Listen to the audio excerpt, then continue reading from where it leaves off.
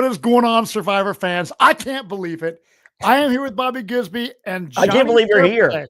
Dude, I can't believe I'm here. It's been a minute since I've been on the podcast, and I'm excited to get back to it. Jonny, I'm excited that you're here because typically when you do the live viewing parties, you're not a part of the podcast. So we usually record this every one Wednesday after the episode, but Jonny was out last night, so it's Thursday.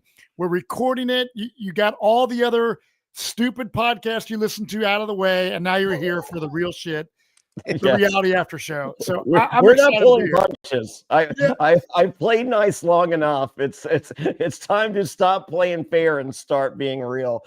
Yes. Yes. So before we get in, I mean, how was the viewing party? You and Richard Hatch, best trivia ever, Connecticut. Tell me about it.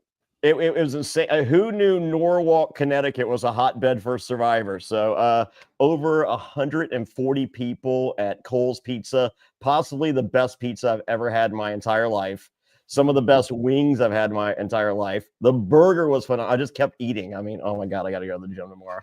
Oh, I gotta watch Traitors. For those, I see real quick. I see in the comments, where's the review for episode 6 of Australian Survivor? So I literally woke up and watched when the episode aired, and I got on a plane and flew to Connecticut on Tuesday. Tried to work it out with Eden. Eden had birthday stuff, and he had a Lord of the Rings big theater thing that went. It was everything in the world was working against it. Miranda and Bobby were trying to watch the screeners for Dondi. They were a day behind me, and that's good. So everyone was available to do those 2 podcasts while I was hosting the Survivor party last night. Was the only time anyone could do anything. So thank you, best trivia ever. Get ready. This is a match made in heaven. Moving forward, I think every Survivor viewing party that I have will be a best trivia ever viewing party. Go to besttriviaever.com to keep up with the updates. Looks like potentially 3 more viewing parties this season. That's all I got time for. I got Boca Raton Wrestling next week, the 16th and 17th. I'm in Sydney, Australia, and Melbourne, Australia, with King George and Ferris and Eden Porter, who I do the Australian podcast with from Titans v Rebels. And then maybe filming a little something in April. So I'm trying to squeeze in everything I can, folks. Just time is a precious commodity, and I'm trying to make it work. But definitely look for some more stuff. Richard Hatch, oh my God, heaven sent. Hatch is this close to being done with his tax stuff. Damn. This one final court deal that's this close to being done. So happy. I mean, you're talking almost 30 years. This has been hanging over this guy. Yeah. Wow. That's insane. really sucks. Well, 20, 26, 20. I mean, quarter of a century. Mm-hmm. Yeah. That's nuts. It is nuts. So no, good. We'd like to thank everybody in Norwalk, Connecticut. Once again, who knew? You guys in Norwalk, Connecticut love it. And heard right down the street, saw and oh my God, what's her name? Alicia Calloway down the street, like 50 people over there. Damn, that's sweet, dude. So there's a big scene of Survivor. I mean, is it close to New York City, Jonny? Is that oh yeah, I flew into to JFK. Maybe I got hustled by by a town car guy. So because I was given strict instructions, is like, go on Uber, take an Uber to the hotel, blah blah blah. And like I'm out there, I'm literally on my phone comparing Uber and Lyft, and the guy goes, "Look, I got a taxi, same price as Uber." He was just like, let's just go. And I was like, fine. He goes, "It's an Escalade." I'm like, great. Same price as Uber, same price as the Uber. It's like, okay, get to the hotel. He goes, "That'll be $350. Oh my God. And I'm like, I was like, same price as the Uber. He goes, "Yeah, Uber Black." And I was like, no, that was not the conversation, dude. Yeah. So anyway, crap. So $200 later, I left the scene unscathed. But and he wanted cash. Of course. Dude, So, that's shady. Yeah, fast forward to this morning, 5 a.m. wake up call. I do the Lyft and Uber comparison. Lyft was cheaper, $120 with tip. Well, there you go. I Well, flew out of Newark. I haven't flown out of Newark in forever. Newark is one of the most beautiful airports on the planet. Who knew? awesome. Yeah, Fucking New dude. Jersey. That's wild, dude. Well, you had a successful event. So, what was the vibe before we get into our opinions? Because I'm just gonna say it. I was thoroughly entertained. Oh. I loved the fucking episode, and I know a lot of people online are not thinking that way, but I loved it. So, what did the general Survivor community at your viewing party think about it overall, Johnny? They appeared to be into it. So this place Coles, they have like 2 little TVs behind the bar. That's it. Best trivia ever came in yesterday afternoon. 10-foot projector screen, 10 additional televisions, sound wires, like insanity. But where me and Hatch were like basically in this like sound vacuum of no sound. Oh, wow. Yeah. So, and people are coming up taking pictures literally the entire, it was, so, and that's what we were there for. Yeah. So I didn't get to, like, I wasn't following along. So, but it seemed as though, I can tell you, it wasn't seem everyone was enjoying themselves, and everyone felt like everyone seemed to be happy with the outcome of the episode. However, I think it was split. I think some people were hoping it was going to be a big move coming out of the first episode. Yeah, and so Bobby, you're a Survivor fan. You obviously have not played the game, but what is your opinion of just the episode as a whole before we get started on it? Yeah, coming from my perspective, I think that the beginning of the episode had a very strong first half of the episode. And I think after the immunity challenge, marooning challenge, we now have a marooning challenge, and then later a reward / immunity challenge. Exactly. First time I've heard the term marooning challenge. Yeah, and it was just one of those things where I definitely think that the first half was the strong point. And then after that, it immediately kind of started going downhill. Like, I always loved the first episode. The first episode, you get to meet the characters. You get to see where the alliances are forming. You get to see who's on the outs, who's starting to, ramp up and play a game that we think can have longevity. But once you get through that, and then you get to the actual challenge for immunity, that's when the episode needs to be taken to the full extent. And I feel like we just had a lackluster ending to the episode. Yeah, I think a lot of people, have those different love-hate relationships. I have nothing to compare this to because I'm not watching Australian Survivor. So this is my first taste of Survivor. Just so we know here, clear, I was not a part of the cast assessment podcast that you guys and Karen did. I was working that day. So I had not looked at any of the cast until like last night, right before the episode, where I printed off, just so you know, I have nerd, so I can see what's going on. You need to reapply. They'll put you on now that you're a nerd, dude. But okay, so for the record, it's a very good cast. I like the cast. I did not love the episode. I think it's it's middle of the road, if not slightly. I just had a couple grievances. But I like the cast, and that's the important thing. So I feel moving forward, we're in good shape. I just didn't love this premiere. Okay, well, I did, but I'll say this: it starts off with, I know this could be controversial, but I loved the videos like Zoom or whatever we're watching where they are getting accepted to play the game. I love that. Johnny hates it, and the reason I loved it is because, as someone who's played the game and how much it means to me, when I got the phone call that, Matt, you made Survivor, and I just was like so extremely ecstatic, it brought me back to that feeling. So I think for me, it was like more of a nostalgic feeling. And I also feel it brought a human element into the TVs at home. Like, these are real people that have real jobs playing this game. And I liked it. So Johnny, you hated it. Where were you at, Bobby? Sorry. What real quick, let me you be the referee here, Bobby. Okay. For every reason you said why you liked it is why I hated it. So I hate the first episode of Big Brother when they do this bullshit, but it's much more cartoony. So I hate that even more. Yeah. But the first thing I thought was the first episode of Big Brother, which I typically skip because I don't like this. Number two, and most important, I look at some of these Survivor characters, your Richard Hatches, your Boston Robs, your King Georges, and even to whatever extent your Jonny Fairplays. They are larger than life characters. They're not the person sitting on the couch beside you. And I feel you're minimalizing who these people are by doing that shit right there.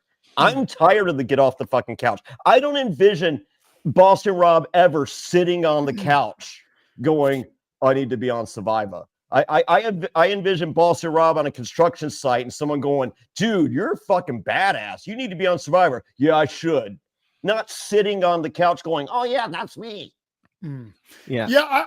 I like I said, I liked it, but I don't watch Big Brother, so I don't know like if that's how You've seen it. in one episode. They do this hokey ass shit at the beginning of that. Theirs is immensely more hokey. Don't get me wrong.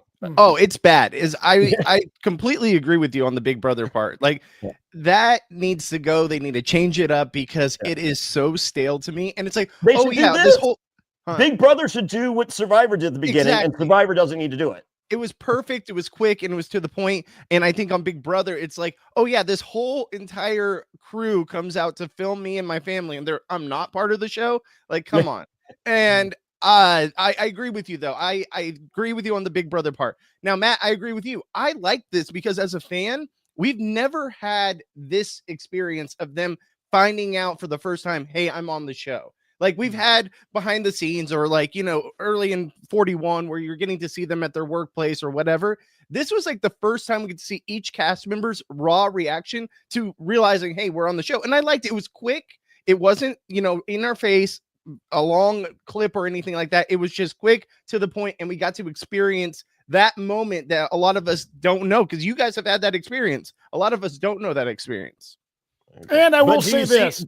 Do you see my argument of it making them less than versus the large? Like, as I said, well, of course. I don't want to see Boston Rob in front of a fucking Zoom interview going, "Oh yeah, I made it." Yeah, I totally get where you're coming from. I think from my perspective, it was cool because they didn't overplay it like Big Brother does. They just did it quick to the point, and now we're into let's get to know these characters. And I will say with 2 hours, guys, sorry, Johnny, with 2 hours. I like if this was an hour-long episode, I would say fucking ditch it. Scrap but that, since it was 2 hours, I was fine with the minimalistic part of it. And like I said, it was more of a nostalgia. Holy crap, I know what that feels like. That gives me chills. Like this guy is like, and these people want to play. And that's the other thing. We're seeing physical players that aren't total nerd, non-athletic they can all climb ladders, it appears. Yeah, so I like where we're headed. Season 47 was my favorite of the new era, and season 48 I think has potential to be just as good as 47 or better based off of the players and the casting. We didn't see any bullcrap political agenda. There was the only thing we saw obviously was backstories of autism and struggle and stuff. I was cool with that because of the 2 hour thing, but overall casting, I like the players. I felt like I was watching an old school season of Survivor with the cast. So, and if it wasn't for the bad taste of the Big Brother premieres, I probably wouldn't have had an issue with the beginning of this. But that just for me just set a bad tone in my head.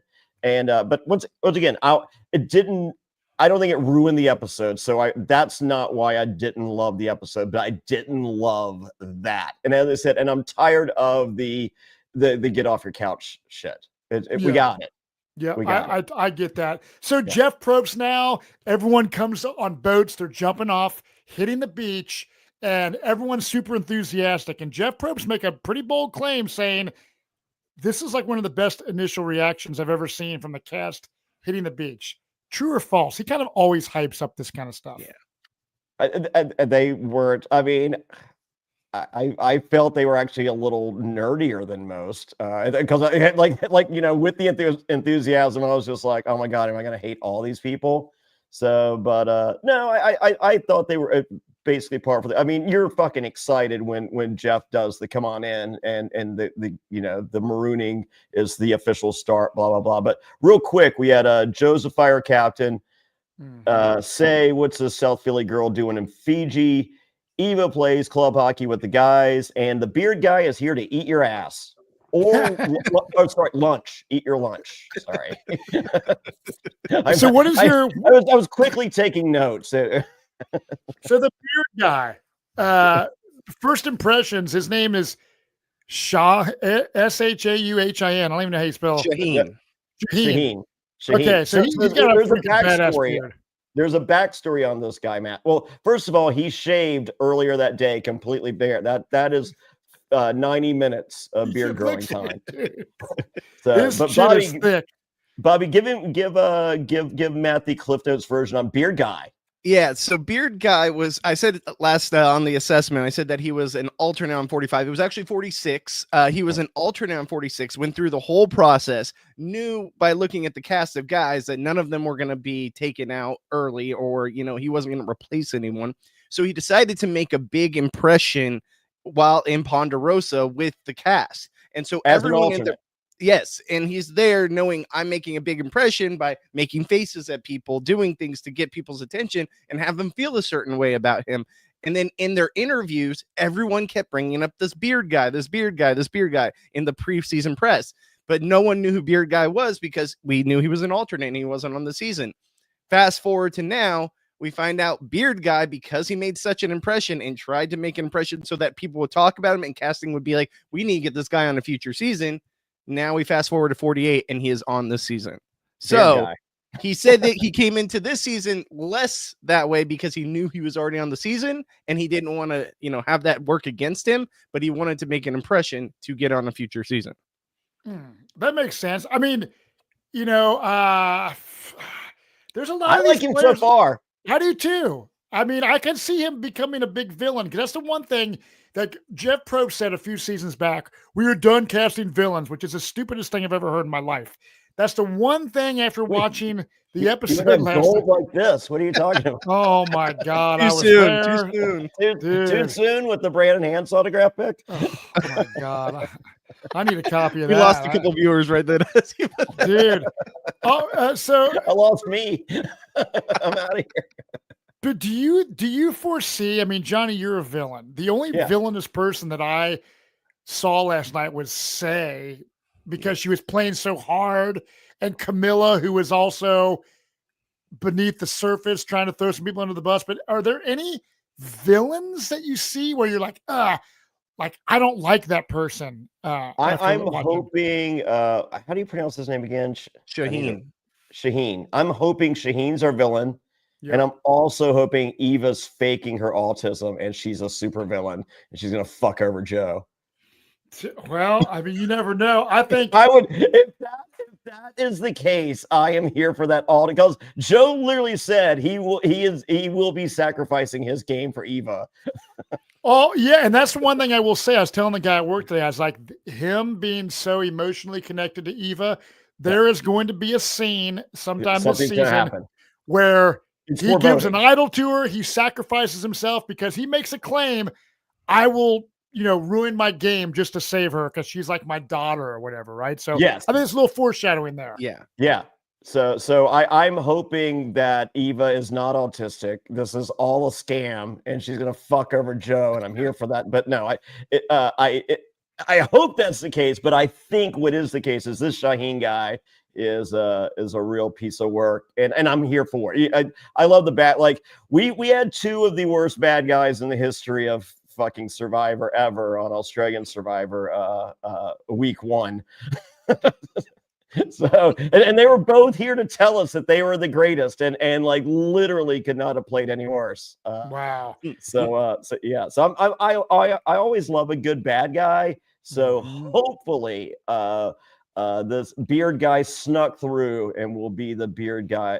Will be the bad guy that we all deserve. There we go. They've been showing a lot of him too, in preseason, everything. Yeah. So I think he's here to stay. I mean, he's not going to go anywhere. Plus, I think he's in the strongest tribe that's on this game. By the way, they completely lopsided these tribes. Like, I feel Yeah. bad for the log, or was it not Logi, the Vula tribe? Like, they are screwed. Like, Yeah. they got I didn't so even write down the name tribe of the tribe because I'm just like, we're going to get a reminder of the name of their tribe for the next 4 episodes. So we're Yeah. So it's sun, moon, and sky. Orange is Siva, green is Vula, and the purple is Logi, I guess. But yeah, sure. looking at some of the breakdowns is crazy. But I will It's not say, fair. Real quick, we had two other kind of introductions here on the enthusiastic marooning. Mitch has a speech impediment, and he references Chrissy from Survivor Amazon, who was the first survivor ever made out with at and this was at the All-Star finale. wow, that's Yeah. awesome. A little peek behind the curtain. There's a little thread right there in front of everybody. I was just Yeah. like, "Hey, do you want to make out?" And she's like, "Yeah." I was like, "All right, let's do it." So, so I get much less Chrissy from Amazon vibes from Mitch and more Banu, and as a result, sorry, Mitch, I don't like you. I have enough Banu from Survivor for 18 seasons of Survivor, so we'll see. Maybe that's not the case. And then Chrissy has old redneck hair. You ever meet an old redneck that she has that same hair? Yeah, and I like the fact that she's an older demographic person. Sure. She's the oldest person, I guess, on this season. But yeah, male she's or female, by the way. That's just old redneck hair. But yeah, I mean, the breakdowns of the tribe. I don't like 3 tribes. I hate it actually. But with the 2-hour episode, I do feel like we got pretty good character development to where, like, I'm like knowing, oh, okay, that glasses surgeon guy is Cedric and blah blah blah blah blah. So I dig it. And then so we have the everyone hits the beach. They're all enthusiastic. They got the tribe names. We immediately go to a challenge, and the challenge, a marooning challenge, Matt. We have a new term. This is the marooning challenge, not a reward in any way. It is to win supplies. So you're trying to win flint and a pot and a machete, basically, right? Was the item and no rice. Did you guys vote? Did you guys vote yes on rice? I voted yes on rice. Yeah. Because I'm like, it doesn't make a sense it doesn't add to the show to me to starve the people. No, the 26 day for, like, in Jeff's mind, allegedly, rumor and innuendo, he feels that just the starvation of 26 days is the same as limited rice rations for 39 days. And I'm like, no, it's basically, we got people doing nothing at the end.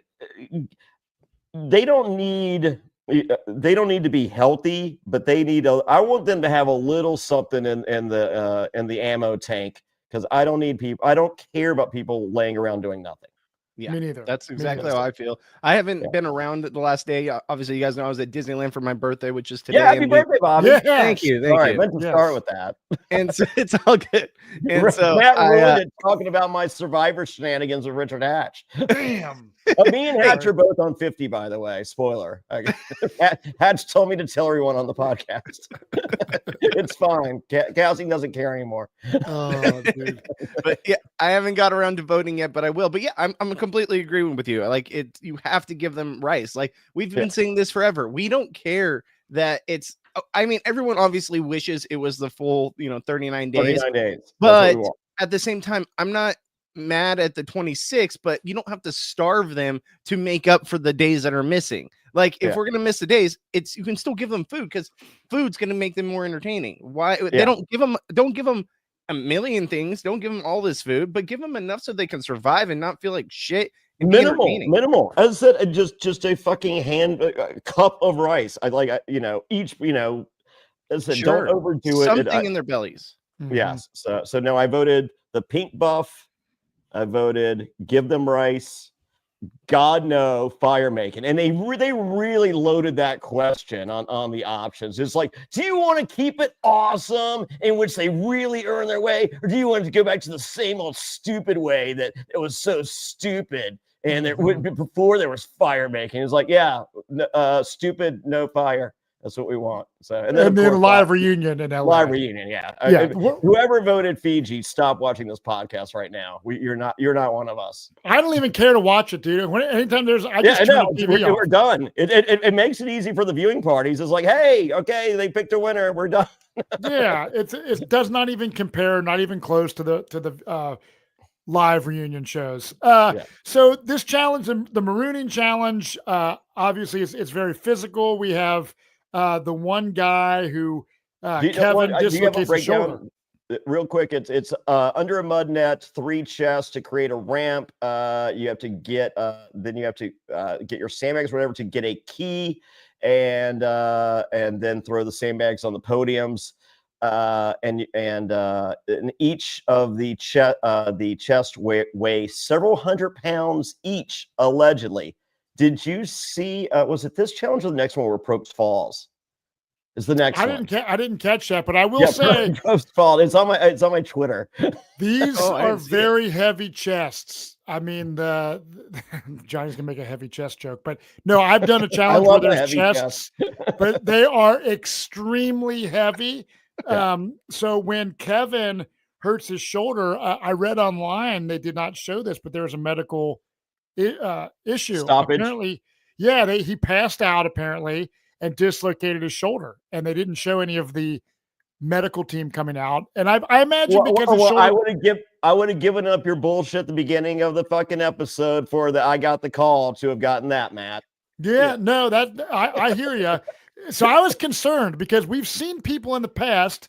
The one dude that got hurt first challenge that got called back the next season, Bruce, douchebag cowboy, wasn't that his name from Big Brother? There's been many people. I'm pretty sure it was douchebag cowboy. That's right. Matt agrees. It could have been beast mode. We've had a couple dislocated shoulders in the opening sequence. Like, what's going on that's making people dislocate their shoulders? Like, how many times has this happened on the very first episode? Like, at least 3 or 4 times, like this exact injury. Like, I'm like, what's going on that this happens? And a lot of these people are like fit people. Like Kevin, I don't take Kevin as someone that probably breaks easily. You never know. But like, no, and Bruce is a tough guy. Yeah, and it happened. Get rid of the under the net shit. Yeah. Well, but then you can't go under something and over something and do a puzzle if you get rid of the under something. They'll just go over something and do puzzles. Well, that's what they should do, because anytime they're going under these nets, or the one season, I forget, it was episode 1. It was a female contestant who broke her wrist falling down a net ramp. Forget her name, but So I don't know if it was the first episode. Was it? I forget who that was. Someone can chime in on the chat. That broken wrist down in it, but it was dangerous. But luckily Kevin is fine, because I like Kevin, and I was like, please don't let him get evacuated episode freaking 1 because of a stupid net challenge. So he's fine and good, hopefully. I like this challenge. Well, of course, purple wins because they are so fucking stacked. It's not even close. Is this to make up for Tika being so horrible? Dude, they're like, we have another purple buff. Fucking load it. I don't want to hear it. Purple tribe. Loggy is strong people. They're stacked. They're stacked. And it sucks because it looks like some of our better personalities are on this tribe, and they're going to be fighting for fucking airtime because I don't see them losing anytime soon. No. Yeah. And when the 3 tribes, it's like the losing tribe is going to get the last half of the episode. Don't fuck this up, people. I mean, do I want an old school tribe, a new school tribe, and a new era tribe? Does that help Jonny Fairplay's chances? Sure. But am I almost willing to sacrifice my spot on season 50 to fucking get 2 tribes so we get better television? Almost. Yeah, dude. I hear you. Well, after this challenge, we go to a commercial break after the supplies are won. The first tribe that we see land on the beach is Loggy, the purple tribe, and Shaheen, the bearded dude living his best life, lands on the beach. He's like, this is like, what do you say, one of the greatest moments of his life. And that's the thing. It's like the greatest moment of the greatest day. Yeah. Yes. Yes. Right. Yeah. There you go. Hyperbole much. Yes. But he loved it. And the thing is, man, is I love the physicality of the players, because we've they started to cast a bunch of like super fans that were just like total non-athletic nerds. So like at least now I feel like they're casting people that can, we see muscular guys and we see muscular fit chicks. I mean, Eva is a hockey player tank. She's small but mighty, dude. When I'm looking and she at all plays these, on the guys' club team, and I'm just like, all right, well, it's the club team, Eva. It's not the real team. See, I'm the opposite of you guys though. Like, I'm okay with these super fan nerds being out there because I mean, obviously, look at me. I'm not one of those physical type people. You saw me try to walk a hill. Yeah, walking a hill is Bobby Goodsby tonight. Listen, first off, you fed me shots and beer, and then told me let's go hiking a giant mountain in normal clothes. Mountain, no big deal. Like, let's just do that. Yeah, that sounds great. I haven't done that in about 5 years. So we got about halfway up. Reposado laying low on the stomach. Hey, if I recall though, you didn't want to dirty your shoes, so I was gonna go. The tequila was still going strong at that point. Yeah, I was not messing up the ones just to make you throw up. Oh yeah, burrito and shots. That's a great recipe for hiking. So where was I even going with this? So I think that as far as the super fans, I'd rather have people that know the show, but it looks like they're starting to cast these, beefcakes who know the show as well. So I do like that. I have no problem with there being physical people out there. I like a good mix. But I also don't like it when it's all strong people and one or two non-physically fit nerdy type characters, because then they're just immediately taken out and not given a chance to play. So do a mix of both, and I think that's what we have here. That was old school. They were running into that. It's just like, okay, let's cast some actors and then a couple nerds that know the game so they can explain to the actors how to play in the first 3 to 6 days, and they'll vote them out and we'll move on. Yeah. Well, another key thing at the, still on the Loggy tribe, the Purple tribe, Thomas, the gay music executive guy with the mustache. I didn't catch that. Yeah. Yes. But I love this guy. Serious. I love this guy. Like when I saw the picture of him just from the tribe, I was like, this guy's going to get voted out early. But he is making connections with not only the men but also the women. I think he's in like the best spot on the entire tribe. He will later form the California Girls, the third worst alliance name this week in Survivor. I had him as my first one out. Yeah, dude. Yeah. I didn't when you guys did the cast assessment, you had Thomas. Yeah. The guy I work with said, that guy's getting voted out first. But I love him. This is why we're always wrong when it comes to assessments and stuff. Sure. And so I did preface it like going into the cast assessment, like Ariana Grande, like heavy hitters in the music industry were giving shout outs to Thomas. Really? Wow. And I'm just like, so I was just like, obviously he has a white van with no windows based on the mustache alone. But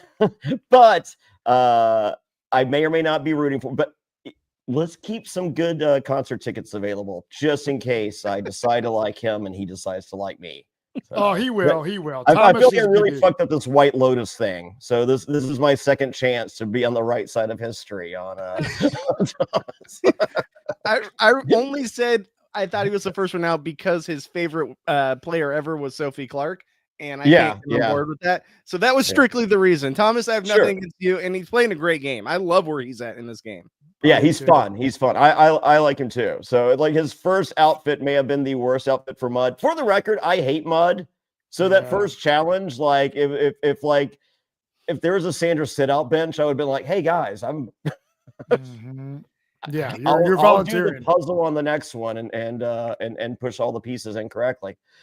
Did it bother you guys that they didn't let the two guys, Kevin and I'm forgetting the other guy's name, wash off before they did the individual challenge? Where Kevin and Kyle? Yeah, it drives me nuts. Because I want to see what these guys look like. They're just covered in mud. I can't even tell.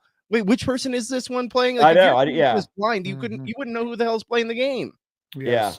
Yeah, I would have fallen off the boat into the water. Yeah. Yeah, I wouldn't even like just walking around with that mud on me. I would immediately want to get it off. And said I hate mud more than anything. Mud and dirt, go fuck yourself. Yeah. I just let them wash off so we can see who the people are, because you're literally the casuals going into the season are like, wait, I have no idea who these two people are that are playing. Yeah. Yep. So after we see Loggy land on the beach, we go to the Siva tribe with the Orange tribe. We learn about Mitch. He feels like his strong tribe is a strong unit. We see Chrissy, the Chicago Fire Department lady. I really know she's older, but I like her energy. I don't think she's going to be a main player in this season, but I like that she's there. Just someone different. I like that there's someone for you to root for and someone else for me to root for. Yeah. Yeah, and then the stuntman guy, David. What is your guys' take on David? He's huge, and I can't tell if he's going to be like totally douchey, because like when we fast forwarding a little bit, when he's trying to like, what car do you drive and what movie and what steak? I think that tells a lot about a person. I am with David on that. And fast forward to next week, he does have 4 nipples. Yeah, he does have 4 nipples. We did say that. 4 nipples. That's the only takeaway we need to know for next week is David has 4 nipples. But he's huge, dude. He's like the Jonathan Young of this season. Just he's not that big. Beast though. But he's a stunt man, so I feel he's going to do good in challenges. I don't know. He's got a big time energy going, and then he claims to be able to make fire with bamboo. Do you think he can make fire? We're going to see him like make fire with bamboo. He claims he can, but I don't know. I like David. I like David a lot, but he also is going in as the person who knows the least about the show. I think he was recruited, and I'm pretty sure like he's doing good. Like watching him in this episode, he's doing things to bond with people, talk, like the steak thing. Like I thought that was a great little, trying to get off onto the island and meet people and kind of do something fun, different. Yes. I just hope he doesn't get comfortable and then becomes the douchey version of himself that he kind of looked like he could be in the preseason. Okay. I think he's already a better version of Sam. Yeah. Sam from last season? Yeah. Okay. Exactly. Okay. Yeah. Well, we were trying to figure that at work today. We're like, who's that one guy that was kind of that Teeny didn't like? And I was like, I forget his name. I was like, shit, that was last. Well, like a couple months ago. Welcome to Survivor, kids. Yeah.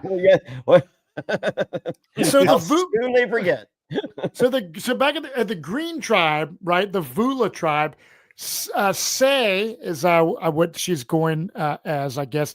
She's really kind of game mode, super intense. What is your opinion? I think like take a chill pill, settle down a little bit, because I think you're going to rub people the wrong way. Opinions. What do you guys think? Go ahead, Johnny.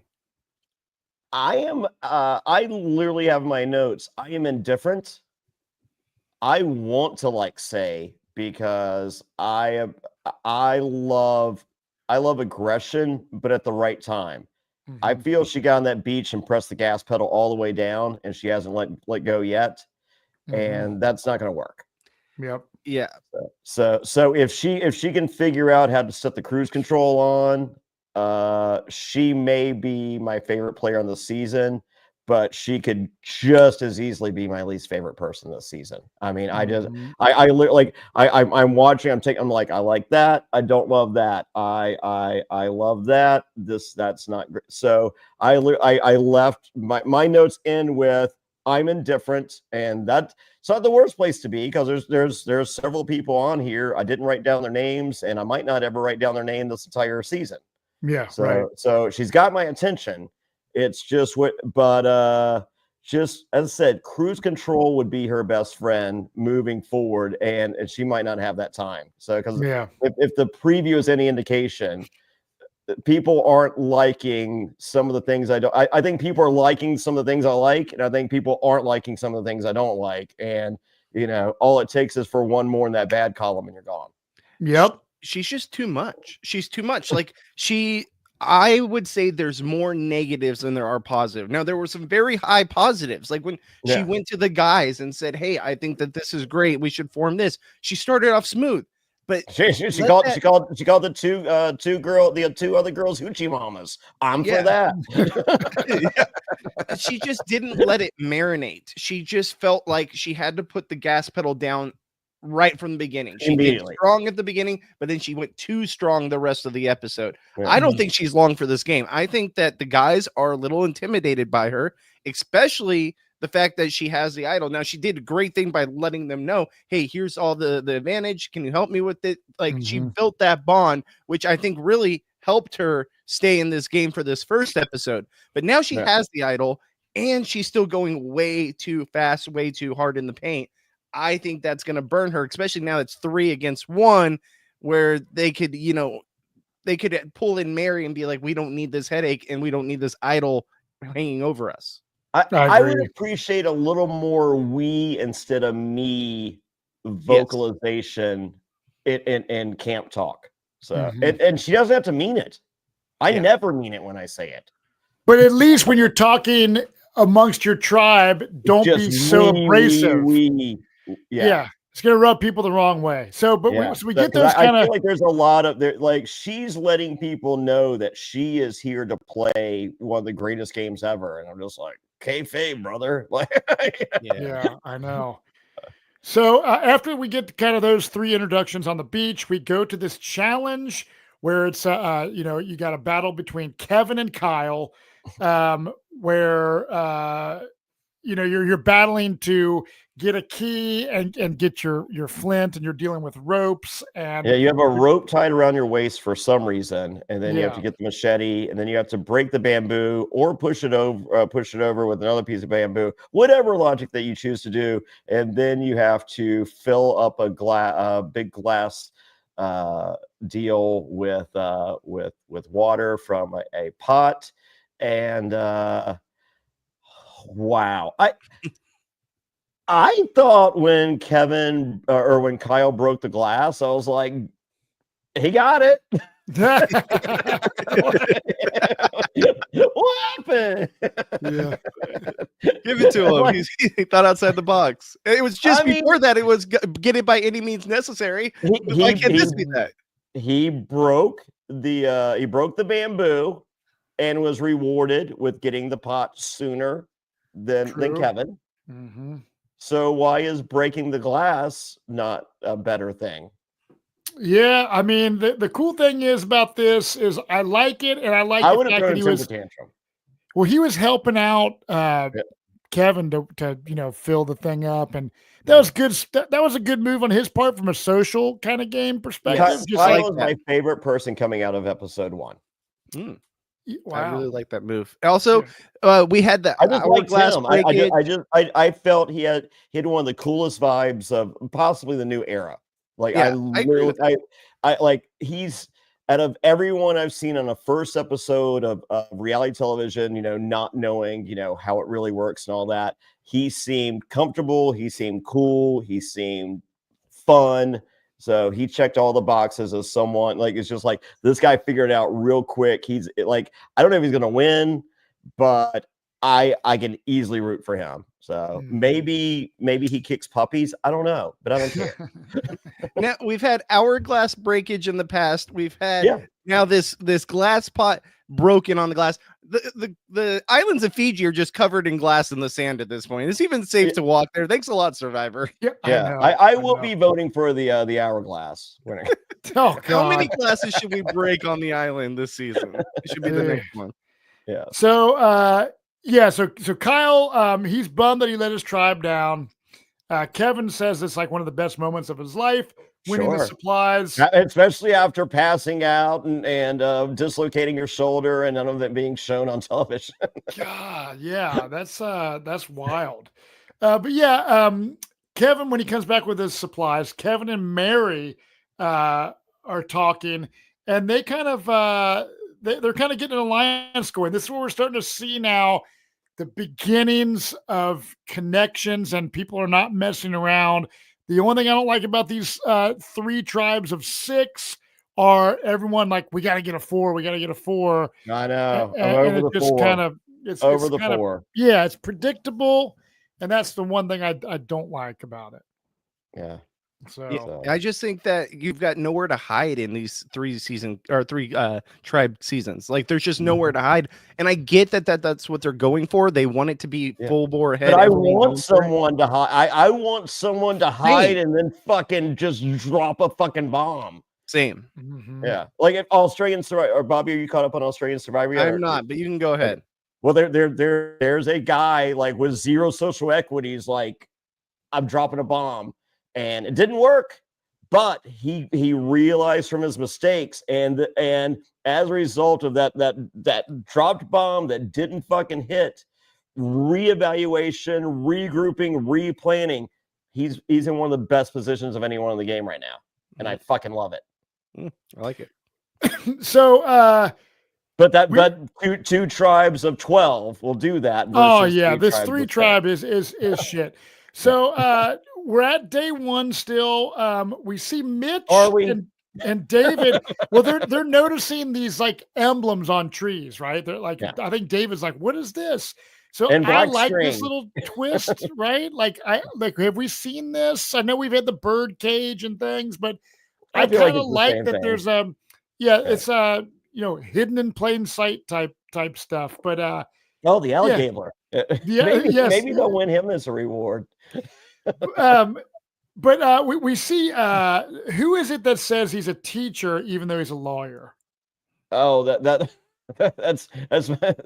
my good friend Kyle that I like, because heaven forbid you can be a broke lawyer. You just have to be a high school English teacher instead. Yeah, do you like that? Do we like the line about I understand the fear of the lawyer tag. Yes. But I feel in 2025, we all know enough broke lawyers that I'm not using it against you in a final tribal council. Yeah. That you're a broke lawyer. I feel like unless you go in saying you're a certain political side head of something, or if you're, some sort of CEO, outside of that, I don't think people give a shit about your occupation. No. And as I said, do you guys know broke lawyers? I do. Yeah, right. I mean, look at Better Call Saul. He was a broke lawyer. look at Jake. We had one a couple seasons ago. Yeah. So I mean, I don't have a problem with it. I mean, Eliza, she's not killing it financially. So she's doing fine, but she's a public defender. Yeah, right. People just assume that you're a lawyer, you're rich. It was, law school and medical school or med school or whatever. So, now it's, there's fucking TikTok people making more than most lawyers. Yeah. So let's talk about Eva, the autistic girl, and firefighter Joe. First of all, Eva is going crazy. I love that Joe also gets an adjective since Eva does. It's just like, Eva the autistic. I'm like, well, yeah, can't she just be Eva? It's like, well, no, Joe's just the firefighter dude. I'm like, all right, fine, we're good.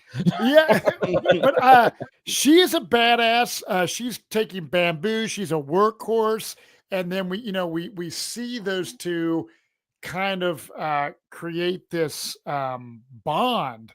Yeah. And so, I think it starts early. It initially starts just based on work rate, because you can tell Joe's an old school guy, and he ain't gonna sit around and let's do patty cake and chat about her feelings and her favorite color. So, but and then just Eva is just like, she's driven by the autism that she has to be doing something, and so when her focus goes to something at this moment, her focus is all about bamboo. And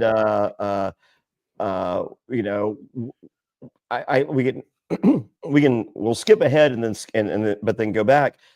She later reveals about her autism, and she says sometimes she has episodes, and when she does, she needs someone there to squeeze her hands. And as much as I don't want to like Joe, because I hate the good guy, and I'm just like fireman Tom is my least favorite survivor ever, other than Rupert probably. And I was like, and I'm just sitting there, and it wasn't the fireman Joe. It wasn't the fireman. Joe needs to be the one thing missing in Joe's life out there on the island is he's not Joe the dad. and Eva allows Joe to be Joe the dad. And I'm just sitting there, just like tears rolling down my face. I'm like, motherfucker. Oh, yeah. This was an emotional moment for me too, dude. Like, it was true human connection. And I think we're gonna really see something play out this season. I don't know what it is, but I love it. And I love the fact that she's confiding in Joe and not gonna tell the rest of the tribe, right? Or anyone else. Or Like, I don't know. immediately. Yeah. Because she doesn't want that. That doesn't need to be like, you said that, or, you're like, Eva, the autism chick, and Fireman Joe. It's just like, yeah, we're, you're initially saying this just for the podcast audience to, as a frame of reference. Yes. But moving forward, next episode, we're going to be like Eva and Joe. Yeah. I'm just talking about, because we're learning this. But honestly, no, I don't give a shit if Mitch has a speech impediment. No, whatever. But I think she wants to integrate herself enough into where first initial reaction, she doesn't want to be autistic Eva. She wants to be Eva. And then, 7 days later, oh, by the way, and they're like, oh, okay, it's a non-factor then. Yeah. This was my favorite moment of the entire episode, and I absolutely love the connection because they just were clung to each other from the beginning. They just had that social ability to come together and just form something that they liked. And then she felt comfortable enough. Okay, this is my person. This is the one person I'm going to share with. I know it's not gameplay related, but I love this for her potential game down the line because she made that strong personal connection with the right person, to be honest with you. I think a lot of people out there would have been fine with this and done the same thing, but I'm thinking this was the perfect person on this cast. Yeah, Jonny Fairplay would have been a bad pick. Exactly. She literally felt like this was the right guy. And don't know when people lie sometimes. Wonderful. I loved it. I think it was a great moment. I think it was a highlight of the episode, and I love that. I really think both of them are going to go very far in this game, and I don't think they're going to turn on each other. So now she would be like, Johnny, here's my situation. Yeah, I respect that. I acknowledge that. I got your back. And why does Thomas hate you?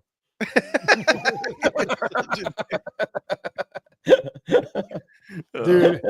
But yeah, I love this. Love this whole scene. So so going back real quick. Sorry. Stephanie is trying to have authentic conversations, and I'm like, okay. Say just wants to find an idol. Okay, she finds one. It's the Beware Advantage, and the code is 8675309. And I'm just like, duh, it's Jenny. It's like, why are you looking at all these animal things and doing numbers? So also, Star is looking for idols much more unsuccessfully, and that may not work out for her. And we have the creation of the California Girls Alliance. It is Thomas, Joe, and Shanine. Maybe I said Beard Guy's name correctly this time. What do we think of the California Girls Alliance name? I'm kind of indifferent about it. We always have alliance names. I would say it's like middle of the pack or lower as far as names go. But what do you guys think? You hate it. Well, this week on Australian Survivor, we had the Coven, which shocked it wasn't Hocus Pocus. I guess I'm kind of happy that it wasn't. Part of me does wish it was Hocus Pocus, even though I hate Hocus Pocus. We also had the Bomb Squad, which is possibly my least favorite alliance name of all time. And then we had the Graduates, which I really hate.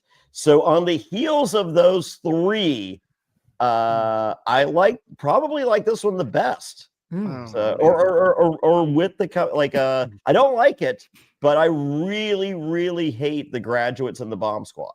Bomb Squad we had on Big Brother. That was an alliance we've already heard, and everyone hated it then. The Coven, we had the Witches Coven on Survivor in the past, so now we're just copying that. No one can do anything original anymore. It's an actual witch on this season of Australian Survivor. An actual witch? Yes, but she's a good witch, and she was coached by King George. What is she, Galinda? Wow. Yeah, she's Galinda, the good witch. Wow.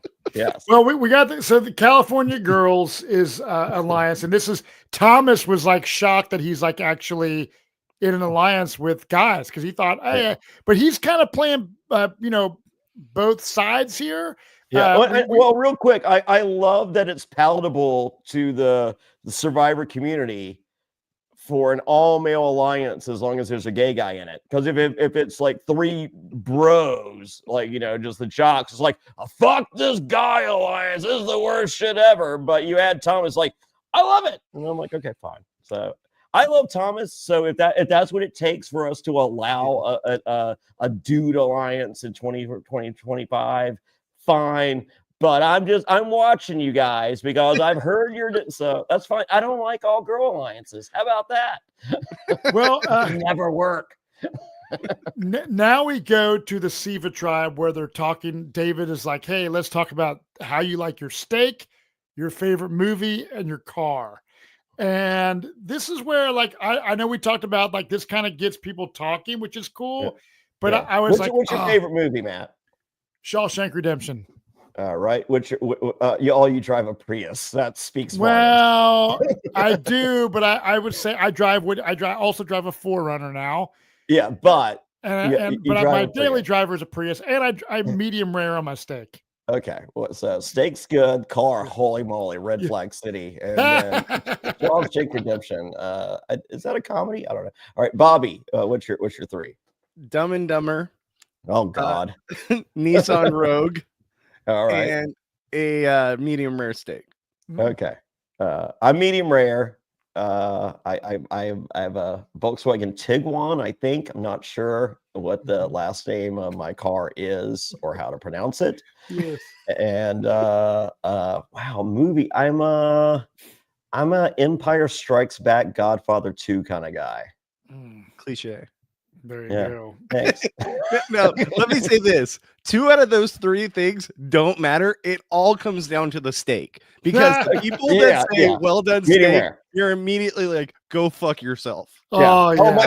My dad would order a well done steak, and I'm just like, just order a fucking Wilson catcher's mitt. Yeah. Yeah. Well, that's my mom would order well done. Yeah. And ketchup. Yeah. If you fucking use ketchup on your steak, I will punch you in the face at a restaurant. 2 out of those 3 are just buffers to the one question that actually matters if they're willing to be in alliance with you. Fair enough. I'm with you there. So I want to go now. Well, real quick. Dave's is Notting Hill. All right, Dave, get out. Your movie sucks. That's like saying well done steak. Exactly. It's a well done steak of movies. That's funny. All right. So, Camilla and Kyle's were holes, and their second is Departed. I do like Departed. So I do like a good hole, but not the movie. But Camilla, that's what I want to go ahead. So I was just saying, how do you tell me you're Gen Z without telling me you're Gen Z by saying Holes is your favorite fucking movie? Yeah. But dude, what do you guys think about Camilla and Kyle? I honestly, the way Camilla is playing the game, I think is a way better strategy than the way Say is playing. Because Camilla is throwing Charity under the bus, but more like stealth and not like, look at me and not like how hard I'm playing. I think Camilla could be a good strategic game player. I don't know, but Camilla's top 2 pet peeves, Matt, or when someone messages her just hello, or can I ask you a question, and doesn't ask a question. So I proceeded to immediately message her and put hello, and can I ask you a question, and nothing else. Did she respond? Wow, you really hate me, huh? And I replied, nothing but love. Oh, dude. So she's great. Camilla, I like you. And the fact I love the idea of Camilla and Kyle together. And then they bring in. So once again, my fucking winner pick is fucking Charity, and Charity's playing the silent game and winning. Yeah, right. Oh yeah. I'm not going to talk to anyone. All right, you won. You'll be not talking to anyone at Ponderosa for a while. Yeah. Oh yeah. Charity is screwed, and I like Charity. Honestly, That was my winner pick. So, but that's what you get. So yeah. So Camilla and Kyle talk. Camilla is throwing Charity under the bus to everyone, and so Charity is already on the Christy. out. She goes, is Charity throwing your name under the bus, or she trying to out you too? And she's like, whoa, no, what are you talking about? She goes, oh, she's doing it to Kyle. She'll probably do you next. And I'm just like, whoa, gameplay sent, because we talked on the assessment. We're just like, Camilla's a fish out of water. She's screwed. Wow. And she's possibly the only person playing on this tribe. I know. Yeah, it's great. I love it. I do too. So then we go to back to where Say deciphers the code. It's listen. Great. Yeah, and Cedric helps that out. So she's got the idol, which is good for her. She's kind of. Do we need the tears here? Did I get tears? No. No, I didn't shed tears. No. But, did we need the tears on the idol? It's an idol. Relax. Russell Hantz never cried. No, he didn't. Actually, Russell Hantz, the day before, peek behind the curtain, the day before we got the news that Brandon Hantz is like arrested on major charges, that night before, dude, I put my phone on silent. I wake up the next morning and it's Russell Hantz drunken voicemail to me. So I don't know if he was calling to warn me about Brandon because the very next day it happened or what, but I don't know why. You think Brandon's going to break out and kill you? No, I don't. Brandon's got no problem. What was he going to warn you about? I don't just like, hey, just heads up, dude. Brandon's going to jail, maybe. I don't fucking know. I don't think so. But yeah, he drunkenly called me. So so she has. The list. Huh? I must be off the list. Yeah, he called me. Like I figured he called you too, but Tessa's like, why in the hell is Russell Hantz calling you Survivor Caramoan pre-jury member out of all the people? I was like, I don't know. Because he wanted to hear about you and Michael Snow's strategy. You're such an idiot. I hear there's lots we didn't see. So let's go. Did you hear that? There was lots you didn't see. So we go to the immunity challenge time. So Bobby, give us a rundown of how this immunity challenge works.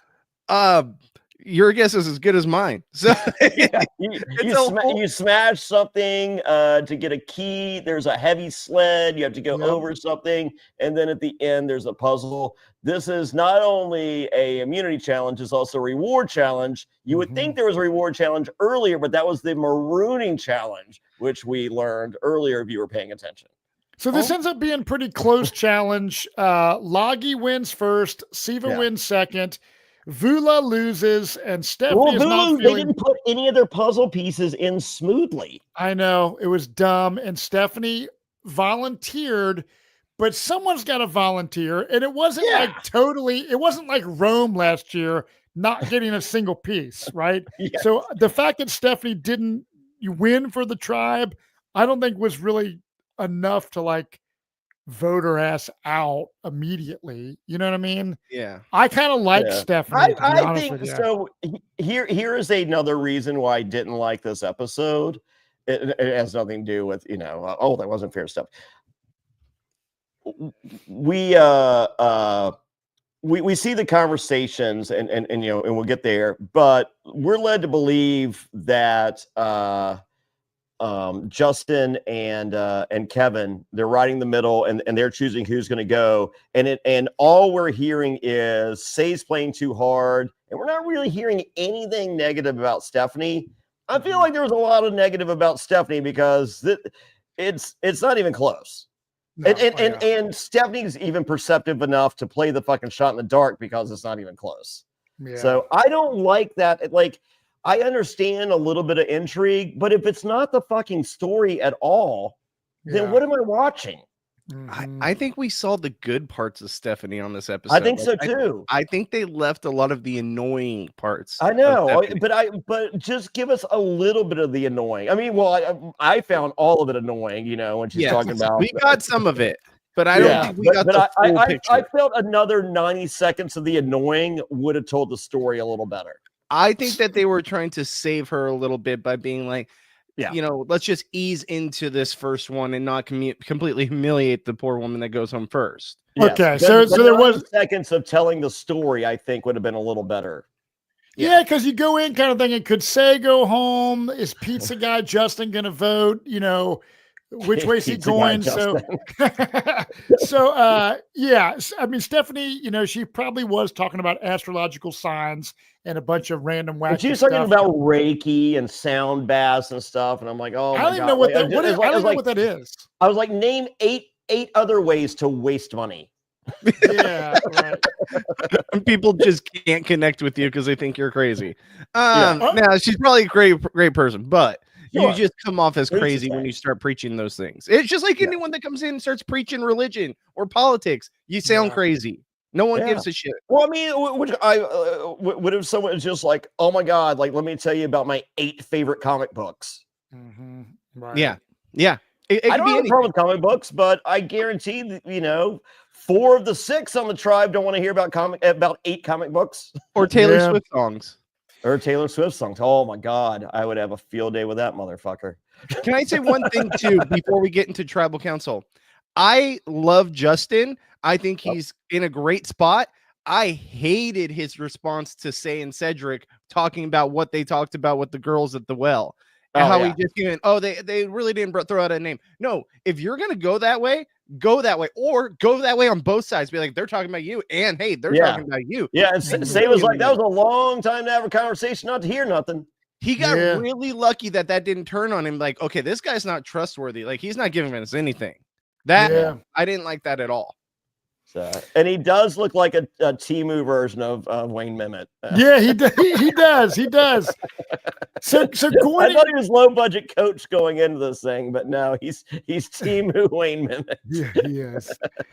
So tribal council, obviously, I will say this: at the viewing party last night, we were watching this exchange right here, and they're like, there's a table. They go, what do you think of Justin? I was like, that's a nice 5 head. And they're like, what's a 5 head? I was like, 1 more than anyone's forehead.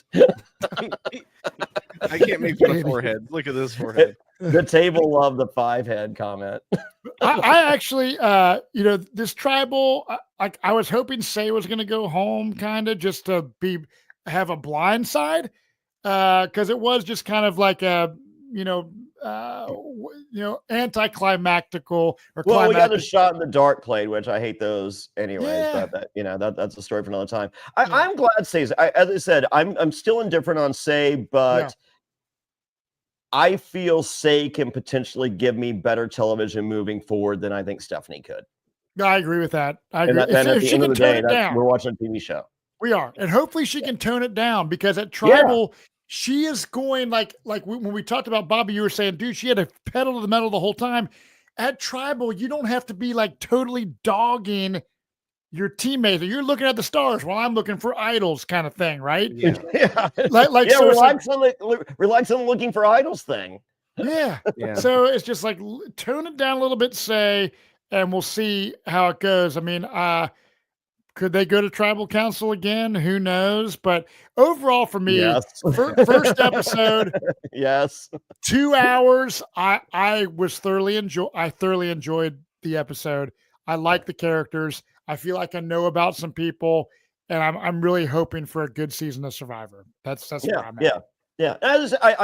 My biggest takeaway from this premiere is I like this cast, and on paper. And what we saw with 2 hours, I really like this cast. I just didn't love I think middle of the road at best premiere, and just because like the end, it was just like it was two different things. The story they were telling was not what was happening.